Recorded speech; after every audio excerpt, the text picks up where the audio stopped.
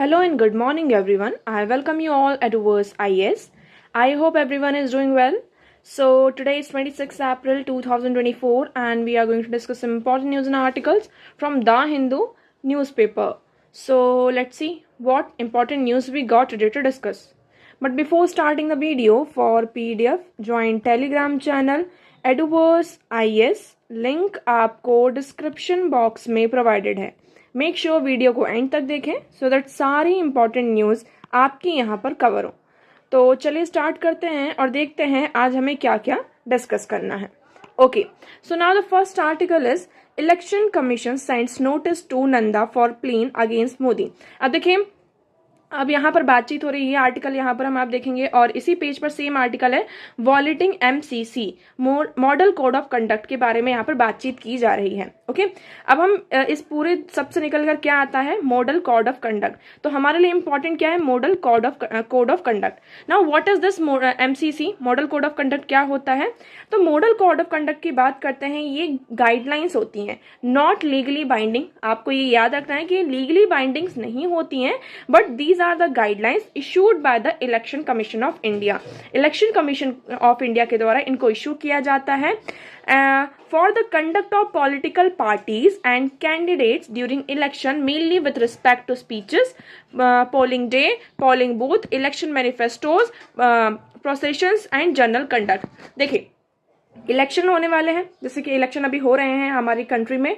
Okay, सो जब से election की डेट अनाउंस हो जाती है उसके बाद से क्या हो जाता है, मॉडल कोड ऑफ कंडक्ट एक तरीके से यहाँ पर स्टार्ट हो जाता है, लग जाता है. मॉडल कोड ऑफ कंडक्ट का मतलब ये होता है कि इलेक्शन की डेट अनाउंस होने के बाद जो भी यहाँ पर पार्टीज है, कोई भी XYZ पर्टिकुलर पार्टी है, अगर वो यहाँ पर एडवर्टाइजमेंट कर रही है, रैली निकाल रही है, स्पीच दे रही है, सारी चीजें कर रही है, तो उसमें उनका कंडक्ट कैसे होना चाहिए, यहाँ पर ये सारी चीजें का ध्यान रखना है. किसी को भी कास्ट के बेसिस पर, रिलीजन के बेसिस पर यहाँ पर अपने आप जो वोटर्स हैं उनको अपने तरफ नहीं लेना है कि मतलब कि for example you are from my caste, you are from my religion, तो आपको सिर्फ मुझे ही वोट करना है. उसके बाद कोई न्यू पॉलिसीज गवर्नमेंट क्या करती है, यहाँ पे अनाउंस नहीं कर सकती. कोई न्यू स्कीम या पॉलिसी को अनाउंस नहीं किया जाता है.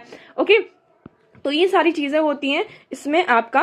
तो इसका मेन एम क्या है, ऑब्जेक्टिव क्या है मॉडल कोड ऑफ कंडक्ट का, to ensure free and fair election. Okay, so it helps the election commission in keeping with the mandate it has been given under article 324. जैसे कि article 324 के बारे में आप सभी को पता होगा. इलेक्शन कमीशन ऑफ इंडिया का ये काम है कि वो फ्री एंड फेयर इलेक्शन को क्या कराएं, कंडक्ट कराएं. सो इसी के चलते यहाँ पर मॉडल कोड ऑफ कंडक्ट आता है. So which gives the power to supervise and conduct free and fair elections to the parliament and state legislative. So by this way, by this conduct, by this code, यहाँ पर election commission क्या ensure करती है कि वो free and fair election कराए. अब ये मॉडल कोड ऑफ कंडक्ट आया कहाँ से, कैसे आया, इसका ओरिजिन कैसे हुआ, क्या हमारे कॉन्स्टिट्यूशन में ये इंश्राइन था या फिर बाद में कुछ एक्ट हुआ या फिर कोई बिल पास हुआ उसके तहत आया? सो ऐसा कुछ भी नहीं है. ना ही हमारे कॉन्स्टिट्यूशन में मॉडल कोड ऑफ कंडक्ट है, ना ही कोई बिल आया है, ना ही कोई एक्ट है जिसके तहत मॉडल कोड ऑफ कंडक्ट है. एक्चुअली हम बात करते हैं, as per the election commission of India the model code of conduct was first observe during the 1960s polls, Kerala general election, and since 1991 it has become an integral part of Indian election. 1960 में यहाँ पर पहली बार जो केरल के state election हुए थे वहां पर इसको ऑब्जर्व किया गया था. और उसके बाद एक्चुअली हुआ क्या, फिर 1979 में you will see that election commission in consultation with the political parties further amplified the code, adding a new sections, placing restrictions on the party in power to prevent cases of abuse of position of power to get undue advantage of other political parties and candidates. अब actually 1960 में थोड़ा सा पहले इसको observe किया गया. 1979 में क्या होता है, इलेक्शन कमीशन ऑफ इंडिया जितनी भी पॉलिटिकल पार्टीज होती हैं उनसे कंसल्टेशन करती है ना, बातचीत होती है यहाँ पर कि मॉडल कोड ऑफ कंडक्ट होना चाहिए. इसे थोड़ा और एम्पलीफाई किया और कुछ न्यू सेक्शंस भी इसमें ऐड किए गए कि हम इस तरह के कोड्स बना रहे हैं जिससे कि जो पार्टी इन पावर है, फॉर एग्जाम्पल अभी हाल ही फिलहाल में कौन सी पार्टी की गवर्नमेंट है, बीजेपी की, तो जो पार्टी पावर में है वो जो दूसरी पॉलिटिकल पार्टीज हैं उनको यहाँ पर अब्यूज ना करें, है ना, उनका अनड्यू एडवांटेज ना लें. फॉर दैट यहाँ पर क्या होता है, वेरियस रेस्ट्रिक्शन को प्लेस करने के लिए एक न्यू सेक्शन बनाया गया. So in 1991 the code was consolidated and reissued which developed and shaped into a present form. Then in 1991 एक पूरी कोड को कंसोलिडेट किया जाता है, फिर से रीइश्यू किया जाता है, और प्रेजेंट फॉर्म में जो हमारे पास यहाँ पर कोड्स हैं वो आप सभी को यहाँ पर पता है। जुडिशियल रिकॉग्निशन की बात करते हैं, सो इसको जुडिशियल रिकॉग्निशन भी मिला है in Union of India versus Harbans Singh Jalal and other cases of 2001, wherein the Supreme Court ruled that code of conduct would come into force the moment the election Commission issue the press release. This ruling let at rest the controversy. So यहाँ पर supreme court ने ये कहा था, मतलब कि हमारी court ने ये कहा कि जब से इलेक्शन कमीशन ऑफ इंडिया ने, for example today Election commission of India has announced the date of election, आज उन्होंने अनाउंस कर दी इलेक्शन की date. So from the today, आज से क्या हो जाएगा, यहाँ पे मॉडल कोड ऑफ कंडक्ट आपका स्टार्ट हो जाएगा। So MCC come into force from the date of election schedule is announced until the date that results are out. I mean हमने ये बोला, sorry, election commission of India ने ये कहा कि 16 जून फॉर एग्जांपल 16 ऑफ अप्रैल से आपके क्या हो जाएंगे, यहाँ पर इलेक्शन स्टार्ट हो जाएंगे। तो आपका जो डेट ऑफ इलेक्शन ये जो स्केड्यूल की गई है, तो उसी डेट से यहाँ पर एमसीसी आपका लग जाता है। इन्फोर्सिबिलिटी की बात करते हैं, सो इसका कोई भी स्टैट्यूटरी बैकिंग नहीं है, मतलब कि अगर पार्टीज चाहें तो यहाँ पर क्या कर सकती हैं, इसका वॉल्यूशन कर सकती हैं, but certain provisions are there जिसके तहत हम क्या कर सकते हैं, इसको इन्फोर्स किया जाए, जैसे कि Indian penal code IPC section 1860 है, criminal procedure code 1973 and representation of people act 1950 के अंदर इसको यहाँ पर हम क्या कर सकते हैं, इन्फोर्स कराया जा सकता है। Okay, so I hope this one is clear to you. Now next move करते हैं। सो इस आर्टिकल में वैसा कुछ नहीं है हमारे लिए, एक एग्जाम्पल आपके लिए है, मतलब कि ये जो ट्राइब है डोंगरिया कोंठास, तो इस ट्राइब के बारे में हमें यहाँ पर पता होना चाहिए। तो ये ट्राइब के बारे में देखते हैं। सो डोंगरिया ट्राइब के बारे में देखते हैं, इथनिसिटी के बारे में देखें तो Dongria people are member of Kothas of the Munda ethnic group. तो ये मुंडा इथनिक ग्रुप से यहाँ पे बिलोंग करते हैं। लोकेशन की बात करते हैं, कहाँ पाई जाती हैं, so they are located in Niyamgiri hills. आपको ये नियामागिरी हिल्स के बारे में यहाँ पर पता होना चाहिए। So Niyamgiri hills range spread over 250 square kilometre which falls under the Rayagada and Kalahandi district in Orissa. तो उड़ीसा के यहाँ पर कालाहंडी और रायगढ़ डिस्ट्रिक्ट में इसका पड़ता है, और ये जो मेनली ट्राइब्स होती हैं इसी एरिया में क्या होती है, आपकी नियामागिरी हिल्स के आसपास लोकेटेड है। बिलीव्स की बात करते हैं, सो दे वर्शिप नियाम राजा, यहाँ पर नियाम राजा उनको यहाँ पर वर्शिप करती हैं, and the supreme god of Niyamgiri जंगल, और नियामगिरी हिल्स के आसपास रहती हैं तो उसके आसपास का जो जंगल है उसको वो सुप्रीम गॉड यहाँ पर मानती है। पॉपुलेशन की बात करते हैं, Dongriya community member approximately 8,000 people inhibiting about 100 villages. तो यहाँ पर 8,000 लोग हैं जो कि 100 से ज्यादा विलेजेस में क्या करते हैं, आपके रहते हैं। नॉमेनक्लेचर की बात करते हैं, so the derive their name Dongara mainly meaning hill, डोंगार का मतलब होता है hill, and the name for themselves is Jharnia protector of streams. Language की बात करते हैं, so they speak Niyamgiri use Kui language. ये कौन सी लैंग्वेज का यूज करते हैं, आपकी कुई लैंग्वेज का यहाँ पर यूज करते हैं।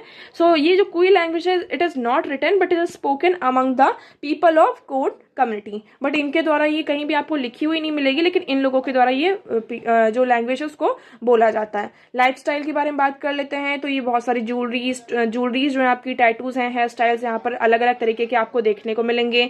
रिंग्स पहनते हैं, इयररिंग्स और नोज पिन, ये सारी चीजें भी यहाँ पर पहनी जाती हैं। ओके, अब इनकी जो मतलब थ्रेड की बात करते हैं, तो माइनिंग डिस्प्यूट की वजह से यहाँ पर माइनिंग राइट्स इस एरिया में होते हैं, जिसकी वजह से इनका जो मतलब कि हम बात कर रहे हैं, इनके हैबिटाट पर क्या हो रहा है, आपका थ्रेट है। ओके, सो ये देखिए किस तरीके से यहाँ पर इन्होंने कितनी सारी रिंग्स वगैरह पहनकर रखी हैं। नाउ नेक्स्ट बात करते हैं, so the next article is, देखिए वैसे इस आर्टिकल की बात कर रहे हैं तो इस आर्टिकल को लिखा गया है the former election commissioner and the former finance secretary of India Ashok Lavasa. Okay, so इनके द्वारा इस आर्टिकल को लिखा गया, इसलिए थोड़ा सा हम इसका क्या करते हैं, एनालिसिस करते हैं। इस आर्टिकल में वैसे तो कोई भी ऐसा इंपॉर्टेंट पॉइंट नहीं है। Questioning the poll rain washers out play moment. Actually यहाँ पे दो स्टेट की मतलब बात की गई है, एक वो आपका अरुणाचल प्रदेश और दूसरा यहाँ पर क्या है, सूरत। यहाँ पर जो इलेक्शन हुए हैं उसमें कोई भी आपका अपोज करने वाला उस कैंडिडेट का नहीं था। फॉर एग्जांपल ये XYZ इलेक्शन के लिए है तो इसको अपोज करने के लिए नहीं था। सूरत की बात करते हैं, सूरत में एक्चुअली केस ये हुआ, सूरत में जो कांग्रेस पार्टी के यहाँ पर तो उनके ऊपर कुछ एलिगेशंस लगाए गए, जिसकी वजह से यहाँ पर वो जो पर्सन थे वो उन्होंने नॉमिनेशन मतलब फिल किया था तो उनका वो हट गया कुछ सर्कमस्टांसेस की वजह से। और दो जो अलग कुछ लोग यहाँ पर जिन्होंने नॉमिनेशन मतलब कि इलेक्शन के लिए यहाँ पर खड़े हुए थे, उन्होंने ऑटोमेटिकली खुद मतलब कि क्या कर लिया, उससे बाहर आ गए। So here you will see कि Surat Lok Sabha seats where 2 candidates were disqualified and 8 other withdraw. यहाँ पर 2 कैंडिडेट्स को डिस्क्वालीफाई कर दिया और जो 8 अदर थे उनको उन्होंने ऑटोमेटिकली विड्रॉ कर लिया। अब इसकी वजह से यहाँ पर देखिए, फॉर एग्जाम्पल सूरत में 1 सीट है, फॉर एग्जाम्पल 2 सीट है, इसके लिए यहाँ पे 2 कैंडिडेट्स खड़े थे। अब यहाँ पर इनको अपोज करने वाला ही कोई नहीं है, तो इस बेसिस पर क्या हुआ है कि ये दोनों सीट उन दोनों को ही विनर यहाँ पर आपका अनाउंस कर दिया कि ये विनर है। सो क्या हमारे कॉन्स्टिट्यूशन में मतलब हमारे पास कैसे रूल्स हैं जिससे कि हम ऐसा कर सकते हैं? फॉर एग्जाम्पल अगर 1 सीट है और 1 कैंडिडेट है तो इस सीट के लिए सिर्फ ये सिंगल कैंडिडेट है, तो क्या हम उसको ये सीट दे सकते हैं? तो हाँ, यहाँ पर हम दे सकते हैं। सो देखिए ये Section 53 of the Representation of People Act 1951 says, if the number of contesting candidates is more than the number of seats to be filled, a poll shall be taken. Okay. तो इसमें ये कहा जा रहा है कि the number of contesting candidates is more, मतलब कि फॉर एग्जांपल सीट्स यहाँ पर 2 हैं लेकिन इसको लड़ने के लिए यहाँ पर 5 लोग हैं, मतलब इस सीट के लिए 5 लोग हैं, तो यहाँ पर क्या होंगे, आपके इलेक्शन होंगे, पोल्स होंगे। बट सेकेंड प्रोविजन इसमें ये कह रहा है section 53, if the number of the such candidate is equal to the number of seats to be filled, the returning official shall forthwith declare all such candidate to be duly elected to fill those seats. अब second जो इसका section है, second जो सब point है, ये कहता है कि आपके पास 2 सीट्स हैं और यहाँ पर सिर्फ 2 ही कैंडिडेट हैं, तो यहाँ पर जो ऑफिसर है वो क्या कर सकते हैं, दोनों कैंडिडेट को 1-1 सीट यहाँ पर दे सकते हैं। ये हमारे पास हमारा जो रिप्रेजेंटेशन ऑफ पीपल एक्ट 1951 है उसके अंडर है। अब लोग बोल रहे हैं कि ठीक है हमने ऐसा दे दिया, अरुणाचल प्रदेश में भी यहाँ पर सेम केस होता है और सूरत में भी ऐसा केस होता है। अब एक्चुअली लोग बात कर रहे हैं, जैसे कि कहा जा रहा है कि क्वेश्चन रेज किया जा रहा है कि इस तरीके से क्या होगा कि फ्री एंड फेयर इलेक्शन को हम इंश्योर करवा पाएंगे या नहीं। अब कुछ लोगों ने कहा कि हमें नोटा को एक्सरसाइज करना चाहिए था, मतलब आपको यहाँ पर इलेक्शन करवाना चाहिए था, और इससे क्या होता, जो लोग थे अगर उनको कैंडिडेट पसंद नहीं आते तो नोटा वो क्या कर सकते थे, यहाँ पे प्रेस कर सकते थे, ठीक है, नोटा को चूज करते। लेकिन आप सभी को ये बता दिया जाए कि इंडिया में नोटा की कोई भी रिलेवेंस नहीं है ना। अब ऑल्दो हमारे पास नोटा का ऑप्शन है but it has no relevance, इसका कोई भी रिलेवेंस नहीं है। फॉर एग्जाम्पल यहां पर टोटल कितने 5 कैंडिडेट्स हैं, 1 2 3 4 एंड 5, लास्ट में आपका 6 में क्या दे दिया, नोटा। लेकिन फॉर एग्जांपल आपको 1 2 3 4 5 इसमें से एक भी पसंद नहीं आया, लेकिन हमने क्या किया, नोटा में प्रेस करी। टोटल यहाँ पर फॉर एग्जांपल 100 आपके वोट्स हुए हैं और 99 हमने क्या किया है, नोटा में प्रेस किया है। बट ये जो एक वोट भी किसी भी कैंडिडेट के पास अगर ये एक वोट आया होगा सो उस कैंडिडेट को वहां पर इलेक्ट कर दिया जाएगा, उसे यहाँ पर विनर आपका अनाउंस कर दिया जाएगा। सो इंडिया में नोटा की कोई रेलेवेंस नहीं है, बट वी आर डिमांडिंग कि यहाँ पे नोटा को क्या किया जाए, आपको रिलेवेंट बनाया जाए। लेकिन इसके भी कुछ अलग अलग आर्ग्यूमेंट्स दिए जाते हैं कि अगर हम नोटा को यहाँ पर इसकी रिलेवेंस करते हैं तो लोग क्या कर सकते हैं, पहली बार फर्स्ट ऑफ ऑल तो हमारे पास इतना रिसोर्स नहीं है कि हम फिर से री इलेक्शन कराएं। पहली चीज, हमारी जो पॉपुलेशन है बहुत ही ज्यादा डाइवर्स है, बहुत ही ज्यादा वास्ट है, तो इसको कंडक्ट इलेक्शन को मतलब कि री इलेक्शन कंडक्ट कराने में हमारा बहुत सारा टाइम और एनर्जी भी यहाँ पर वेस्ट जाएगा। सेकंड चीज, कुछ लोग यहाँ पे नोटा सिर्फ इसलिए नहीं प्रेस करते कि उन्हें कैंडिडेट्स पसंद नहीं आया, कुछ लोग अपने मतलब कि मतलब खुशी के लिए भी कर देते हैं, हाँ कि मजा आ रहा है हमने ये सारी चीजें कर दी हैं। तो ये कुछ तरीके के डिबेट्स यहाँ पर इशू, कुछ पॉइंट्स ऑफ व्यू रखे जाते हैं जिसके तहत कहा जा रहा है कि इस पर हम अभी बातचीत होगी। ओके, सो आई होप ये आर्टिकल आपको यहाँ पे क्लियर होगा। नाउ नेक्स्ट हम बात करते हैं स्टेबिलिटी इन मालदीव्स। अब मालदीव्स की बात करते हैं। मालदीव्स में जो अभी रिसेंटली पीएनसी जो पार्टी है उनके जो प्रेसिडेंट यहाँ पे चूज होकर आए हैं, आप सभी को बता दिया जाए। So over 70 out of 93 member of parliament of people मजीज, अब वो धीरे धीरे क्या कर रहे हैं, मतलब कि बहुत सारी सीट्स को उन्होंने विन कर लिया है। अब देखिए इनकी पूरी पार्टी बन चुकी है। अब सभी को पता है कि जब से ये पीएनसी पार्टी यहाँ पर आपकी गवर्नमेंट इसकी बनी है मालदीव्स में, तब से इंडिया और मालदीव्स के रिलेशन यहाँ पर कैसे हैं, ठीक है, इंडिया एंड मालदीव्स की बात हो रही। धीरे धीरे अब मालदीव्स किसकी तरफ जा रहा है, चाइना की तरफ यहाँ पर जा रहा है। लेकिन मालदीव्स यहाँ पर बिल्कुल नहीं समझ रहा है कि अगर वो चाइना के साथ जाएगा तो कितने बड़े यहाँ पर ट्रैप में वो धीरे धीरे यहाँ पर चाइना के साथ क्या होता जा रहा है, ट्रैप होता जाएगा। आप सभी को पता है जी, आफ्टर विनिंग द इलेक्शन यहाँ पर जो मालदीव के प्रेसिडेंट थे वो अपनी फर्स्ट इंटरनेशनल विजिट में चाइना गए हुए थे। ओके। सो इंडिया के लिए यहाँ पर ये कहा जा रहा है कि देखिए रीजनल बेसिस पर देखें या फिर सिक्योरिटी के बेसिस पर देखें तो मालदीव्स की इंपॉर्टेंस हमारे लिए है। पहले आप मैप देख सकते हैं, देखिए ये इंडिया, श्रीलंका और ये एक आइलैंड नेशन मालदीव्स यहाँ पर है। तो इसकी लोकेशन यहाँ पे कितनी ज्यादा है। अगर यहाँ पे चाइना की प्रेजेंस होती है तो डायरेक्टली चाइना क्या कर सकता है, यहाँ पर इंडिया पर नजर रख सकता है। इंडियन ओशन में यहाँ पर उसको एक्सेस मिल सकती है। एक्सेस तो वैसे भी मिल ही रही है, बट और ज्यादा यहाँ पर उसको चाइना को मतलब यहाँ पर इस रीजन में एक्सेस मिल सकती है। अभी यहाँ पे मालदीव्स इस चीज को समझ नहीं रहा है, कह सकते हैं। अब इंडिया को भी यहाँ पर देखिए, किसी भी कंट्री के साथ जब हमारे रिलेशन होते हैं, चाहे हम हमारी नेबरिंग कंट्रीज की बात करते हैं, पाकिस्तान हुआ आपका, चाइना के साथ तो है ही, पाकिस्तान के भी हमारे रिलेशन कैसे हैं। श्रीलंका की बात करते हैं, ओके, श्रीलंका, बांग्लादेश, नेपाल, भूटान, यहाँ पर इन कंट्रीज के साथ हमारे रिलेशन अच्छे हैं। लेकिन क्या होता है जब पॉलिटिकल पार्टीज चेंज होती हैं जिनमें एंटी इंडिया सेंटिमेंट्स हैं, सो इससे क्या होता है हमारे रिलेशन भी धीरे धीरे थोड़े से यहाँ पर उस टाइम पीरियड तक जब तक वो पर्टिकुलर पार्टी रहती है तो हमारे रिलेशन यहाँ पर खराब होते हुए हमें नजर आते हैं। सेम कंडीशन अभी हमारे पास जो हो रही है किसके साथ आ रही, मालदीव्स की। ये जो अभी प्रेजेंट पार्टी है वो एंटी इंडिया सेंटिमेंट्स को यहाँ पर स्प्रेड करती है और वो क्या कहती है कि ये जो इंडिया है वो ज्यादा हमारे ऊपर क्या कर रहा है ना, मतलब कि दबदबा उसका ज्यादा है, ये सारी चीजें। इसकी वजह से अभी यहाँ पर जिस तरीके से आप सभी को पता है तो अभी ये मालदीव्स किसकी तरफ ज्यादा जा रहा है, इसका जो झुकाव है वो चाइना की तरफ ज्यादा होता जा रहा है। नाउ नेक्स्ट मूव करते हैं। So the next article is supreme court decline petition to end collegium revive NJAC। Okay, यहाँ पर पिटिशन फाइल की गई थी सुप्रीम कोर्ट में कि हमें क्या करना चाहिए, कोलिज्म को इसको पूरी तरीके से एंड कर देना चाहिए और NJAC को रिवाइव करना चाहिए। NJAC क्या है आपका, नेशनल जुडिशियल अपॉइंटमेंट कमीशन। ये गवर्नमेंट हमारी लेकर आती है कब, 99 कॉन्स्टिट्यूशनल अमेंडमेंट एक्ट के तहत। बट सुप्रीम कोर्ट ने ये कहा कि ये क्या कर रहा है, ये इसे अनकॉन्स्टिट्यूशनल बताया। उन्होंने कहा कि ये जुडिशरी की जो इंडिपेंडेंस है और बेसिक स्ट्रक्चर है उसको वॉयलेट कर रहा है, इसलिए NJAC को यहाँ पे अनकॉन्स्टिट्यूशनल बताया। अभी कोलिज्म सिस्टम की बात करते हैं। What is this collegium. सो देखिए कोलिज्म हमारे यहाँ ऐसे ही नहीं आ गया। कोलिज्म की बात करें सो यहाँ पर टोटल आपके 3 केसेस होते हैं, फर्स्ट जज केस, सेकंड जज केस 1993 एंड द थर्ड जज केस 1998। ओके, कोलिज्म की बात करते हैं, क्या हमारे कॉन्स्टिट्यूशन में मेंशन है, सो आपका आंसर होगा नो, कोलिज्म कहीं भी हमारे कॉन्स्टिट्यूशन में मेंशन नहीं है। कोलिज्म की बात करते हैं 1981 में क्या होता है, हमारे सुप्रीम जो कोर्ट के जजेस हैं उनकी रिकमेंडेशन के लिए कहा कि it declare that primary the chief justice of India recommendations on judicial appointments and transfer can be refuse as cognizant reasons. तो पहले यहाँ पर एग्जीक्यूटिव प्राइमेसी थी आपकी फर्स्ट जज केस में कि हम क्या कर सकते हैं, यहाँ पर कंसल्ट कर सकते हैं कि हमने XYZ पर्सन का नाम क्या किया, यहाँ पर रिकमेंड कर रहे हैं इसको जज बनाना चाहिए इनको, तो क्या इसमें क्या हमारा पॉइंट ऑफ व्यू क्या होना चाहिए। सो ये सिर्फ कंसल्टेशन था कि हाँ गवर्नमेंट मिलकर और ये मतलब chief justice of India in सबसे मिलकर क्या किया जाएगा, आपका कंसल्टेशन किया जाएगा। फिर सेकेंड जज केस होता है, तो इसमें सेकेंड जज केस में so supreme court introduce the collegium system holding the consultation really means concurrence that the chief justice opinion enjoy supremacy. तो यहाँ पर चीफ जस्टिस का जो ओपिनियन होगा उसे सुप्रीमेसी दी गई है ना, इसको क्या दिया गया, सुप्रीमेसी दी गई कि नहीं, मतलब हमने जो कहा है उसको आपको मानना पड़ेगा, उस पर अच्छे से फोकस करना होगा।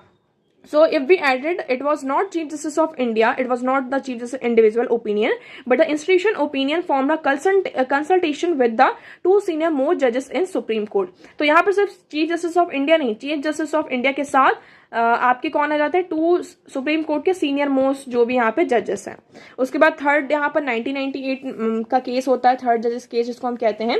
तो supreme court on president reference article 143 expanded the collegium to a 5-member body comprising the chief justice and 4 of his senior most collegium. तो इसमें यहाँ पर ये जो कोलिजियम इसको थोड़ा सा एक्सपेंड किया जाता है, क्योंकि देखिए जजेस की जो अपॉइंटमेंट होती है वो प्रेसिडेंट के रेफरेंस मतलब कि प्रेसिडेंट उनको अपॉइंट करते हैं। ओके, सो यहाँ पर जो कोलिजियम था उसमें फिर चीफ जस्टिस ऑफ इंडिया और प्लस अदर यहाँ पे 4 सीनियर मोस्ट जजेस आपके रहेंगे for the appointment of supreme court and chief justice of India 2 senior most जजेस in the case of appointment of high court के जो चीफ जस्टिस है उनको यहाँ पर।